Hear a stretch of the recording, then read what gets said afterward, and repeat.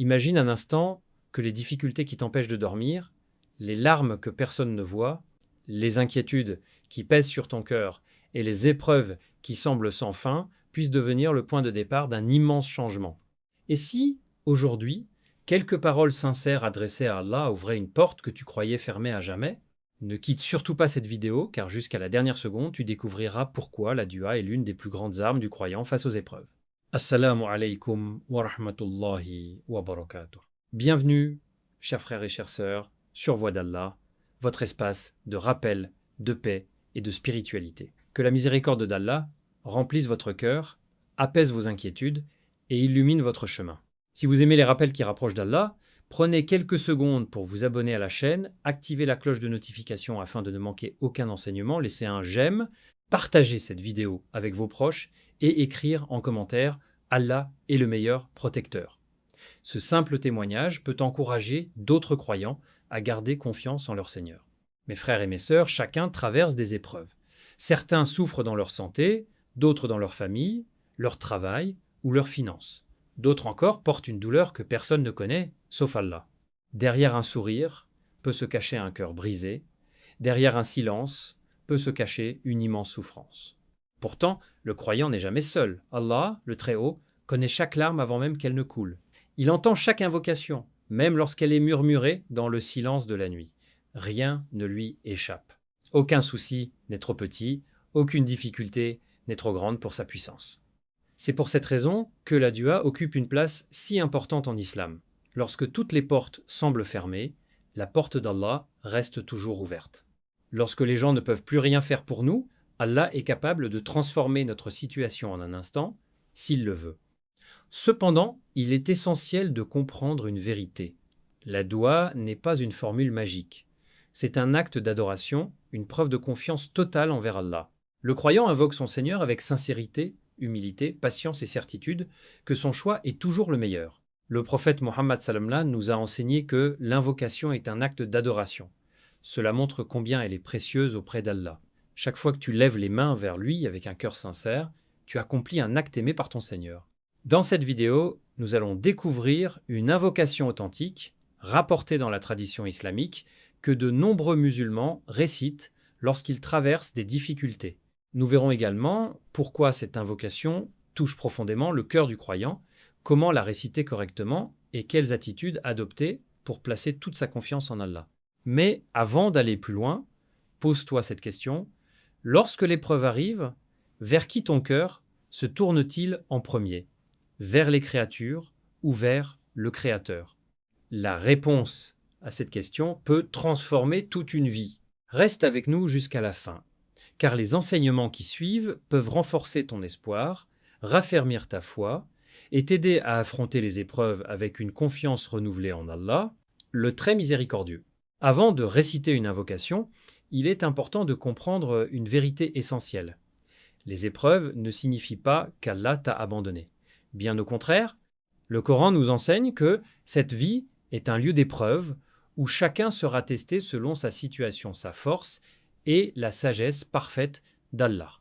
Allah dit dans le Coran que les croyants seront éprouvés par la peur, la faim, la diminution des biens, des personnes et des récoltes. Puis il annonce une bonne nouvelle aux patients, ceux qui, lorsqu'un malheur les atteint, disent « Nous appartenons à Allah et c'est vers lui que nous retournerons ». Ceux-là reçoivent les bénédictions et la miséricorde de leur Seigneur et ils sont les bien guidés. Ces paroles nous rappellent que chaque difficulté possède un sens, même lorsque nous ne le comprenons pas immédiatement. Ce qui nous semble être une catastrophe aujourd'hui peut devenir demain une cause de rapprochement avec Allah, une purification de nos fautes ou une protection contre un mal que nous ne voyons pas. Combien de personnes ont retrouvé la prière après une grande épreuve? Combien ont commencé à invoquer Allah avec une sincérité qu'elles n'avaient jamais connue auparavant? Les moments les plus difficiles deviennent souvent les instants où le croyant découvre la douceur de placer toute sa confiance en son Seigneur.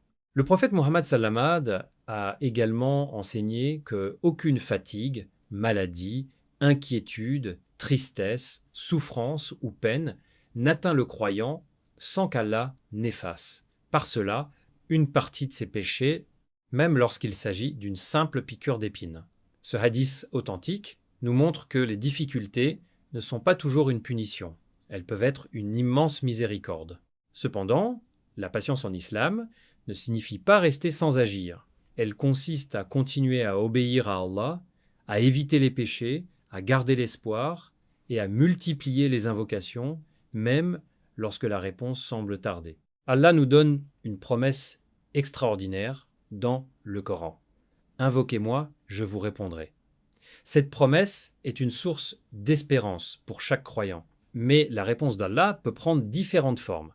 Il peut accorder immédiatement ce que son serviteur demande. Il peut repousser un mal encore plus grand. Ou il peut réserver une récompense immense dans l'au-delà. Dans tous les cas, le croyant n'est jamais perdant lorsqu'il invoque Allah avec sincérité. C'est pourquoi il ne faut jamais désespérer. Le désespoir ne vient pas d'Allah. Même lorsque les solutions humaines disparaissent, la miséricorde d'Allah demeure infinie. Il connaît le moment parfait pour accorder son secours. Pense au prophète Ayoub, Job, qui a supporté la maladie avec patience pendant de longues années sans perdre confiance en son Seigneur. Pense également au prophète Yunus, Jonas, qui invoqua Allah depuis les profondeurs des ténèbres. Leur délivrance est venue d'Allah au moment qu'il avait décrété avec sa parfaite sagesse. Toi aussi, quelle que soit l'épreuve que tu traverses aujourd'hui, n'oublie jamais que ton Seigneur t'entend. Chaque larme est connue de lui, chaque soupir est entendu. Chaque invocation sincère est précieuse auprès d'Allah. Dans la prochaine partie, nous découvrirons une invocation authentique, enseignée dans la tradition islamique, ainsi que sa profonde signification, afin de comprendre pourquoi tant de croyants trouvent dans cette dua une source d'espoir, de paix et de confiance en Allah. À présent, mes frères et mes sœurs, nous arrivons au cœur de cet enseignement. Si ton cœur est lourd, si tu traverses une période difficile, ou si tu cherches simplement à te rapprocher davantage d'Allah, écoute attentivement cette invocation authentique et médite sur son sens. Le prophète Muhammad Salamad nous a enseigné une invocation remarquable pour les moments d'angoisse et de détresse. Elle est rapportée dans des recueils authentiques et commence ainsi: Allahumma inni abduka wabnu abdika wabnu amatika nasiyati biyadika madin fiyya hukmuka adlun fiyya qada'uka asaluka bikulli ismin huwa laka sammaita bihi nafsaka aw anzaltahu fi kitabika aw allamtahu ahadan min khalkika aw ista'tarta bihi fi ilmil ghaibi indaka antaj'ala al-Qur'ana rabi'a qalbi Vanura Sadri, Vajala Huzni, Vadaha Bahami. Le sens de cette invocation est profond.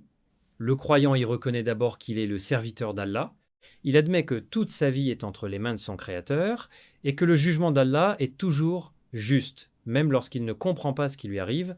Puis il implore Allah par ses plus beaux noms, ceux qu'il s'est attribués lui-même, ceux qu'il a révélés dans le Coran, ceux qu'il a enseignés à certaines de ses créatures et ceux qu'il a gardés dans sa science parfaite. Enfin, le croyant demande une chose extraordinaire: que le Coran devienne le printemps de son cœur, la lumière de sa poitrine, la disparition de sa tristesse et la fin de ses inquiétudes. Pourquoi cette demande est-elle si importante? Parce que le Coran n'est pas seulement un livre que l'on récite, c'est une guidance, une lumière et une miséricorde. Lorsque le cœur s'attache au livre d'Allah, il retrouve progressivement la sérénité, même si les difficultés n'ont pas encore disparu.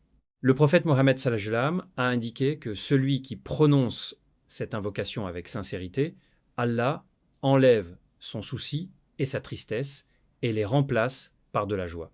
Cette promesse encourage le croyant à ne jamais abandonner l'invocation, même lorsque l'épreuve semble longue. Cependant, il faut comprendre que cette joie ne signifie pas toujours que les problèmes disparaissent immédiatement.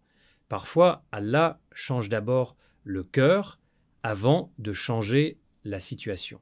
Il accorde une patience immense, une confiance nouvelle et une paix intérieure qui permettent de traverser les difficultés avec force.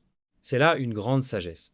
Le véritable secours d'Allah commence souvent dans le cœur. Lorsqu'un cœur est rempli de foi, d'espérance et de confiance, il devient capable d'affronter des épreuves qui semblaient impossibles à supporter.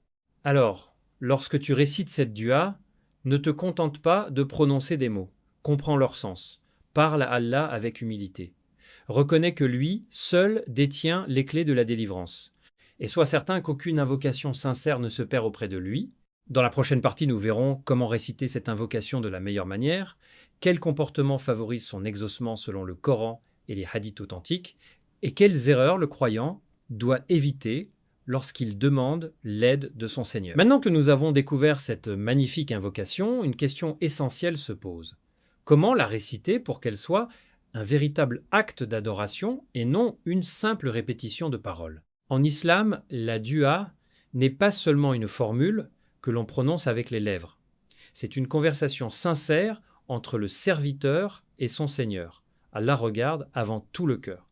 Plus ton cœur est présent, humble et confiant, plus ton invocation devient un acte d'adoration profond. La première attitude est la sincérité. Lorsque tu invoques Allah, fais-le uniquement pour lui, sans rechercher l'admiration des autres. Que ton cœur soit totalement tourné vers ton Créateur, convaincu que lui seul possède le pouvoir d'accorder le bien et d'éloigner le mal. La deuxième attitude est la certitude.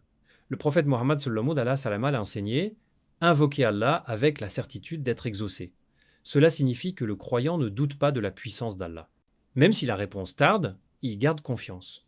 Il sait que son Seigneur entend chacune de ses paroles. Il faut également éviter la précipitation.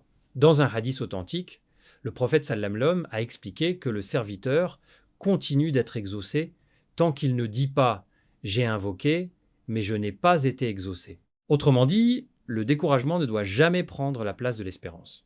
Allah répond selon sa parfaite sagesse, au moment qu'il choisit. Une autre clé importante est de commencer son invocation en faisant les louanges d'Allah, puis en adressant les bénédictions et le salut sur le prophète Mohammed sallallahu alayhi wa sallam. Cette manière d'invoquer est rapportée dans la tradition prophétique et fait partie des belles pratiques recommandées. Le croyant doit aussi veiller à ce que sa nourriture, ses revenus et ses moyens de subsistance soient licites.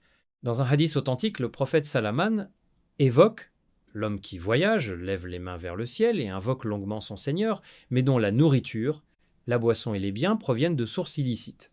Le prophète sallallahu montre ainsi que la recherche du licite fait partie des causes qui favorisent l'acceptation des invocations. Il existe également des moments particulièrement propices à la dua, pendant la prosternation, dans le dernier tiers de la nuit, entre l'ada et l'ikama, après les prières obligatoires selon les formes rapportées, ou encore lorsque l'on jeûne, et au moment de rompre le jeûne. Ces instants sont de précieuses occasions pour multiplier les invocations avec humilité. N'oublions jamais que lever les mains vers Allah est un signe de dépendance envers lui. Le croyant reconnaît qu'il est faible et que son Seigneur est le plus fort, le plus sage et le plus miséricordieux. Cette humilité ouvre le cœur à la confiance et à la patience. Enfin, lorsque tu récites la dua que nous avons découverte, prends quelques instants pour réfléchir à chacun de ces mots. Ne la récite pas machinalement. Imagine que tu te tiens devant ton Seigneur, celui qui connaît tes peines, tes blessures, tes regrets et tes espoirs. Parle-lui avec vérité, demande-lui pardon, implore son secours et abandonne-lui entièrement tes inquiétudes. Car celui qui place sa confiance en Allah ne perd jamais. Même si l'épreuve dure, Allah prépare toujours ce qu'il y a de meilleur pour son serviteur patient et sincère. Dans la prochaine partie, nous découvrirons les immenses bienfaits de cette invocation, ainsi que plusieurs exemples tirés du Coran qui montrent comment Allah secourt ceux qui se tournent vers lui avec une foi authentique. Mes frères et mes sœurs, lorsque nous observons les récits des prophètes dans le Coran, nous découvrons une réalité extraordinaire. Dans les moments les plus difficiles, ils ne perdaient jamais espoir. Leur premier refuge était toujours Allah. Ils savaient que la véritable délivrance ne vient ni de la richesse, ni du pouvoir, ni des créatures, mais uniquement du Seigneur des mondes. Prenons l'exemple du prophète Ayoub, que la paix soit sur lui. Il fut éprouvé dans sa santé, ses biens et sa famille pendant de longues années. Pourtant, jamais il ne cessa de faire confiance à son Seigneur.